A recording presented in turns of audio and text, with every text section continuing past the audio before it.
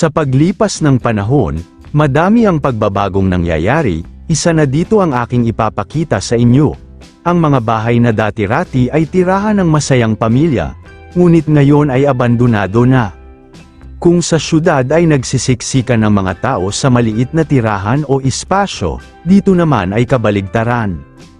Kung sa syudad ay patuloy na tumataas ang populasyon ng tao, dito naman ay patuloy na nababawasan ang bilang, dahil sa paglisan ng kabataan, tungo sa ibang klase ng pamumuhay.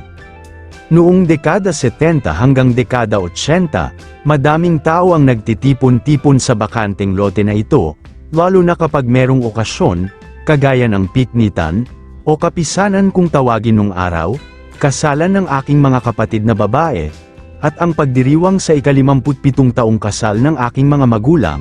Magandang gunitain ang nakaraan, ngunit nagdudulot naman ng kalungkutan, lalo na kung makikita mong ang lugar na naging bahagi ng kasaysayan ay ganito na, wala nang nakatira. Ganun pa man, ako'y naniniwalang sa paglipas ng mahabang panahon, ay muling sisigla ang lugar na ito, sapagkat ang kabataang lumisan, kapag nagsawa na sa kabihasnan ay muling babalik, para hanapin ang katahimikan, at kapayapaan, lalo na kung ang kanyang pinuntan ay walang magandang kinabukasan.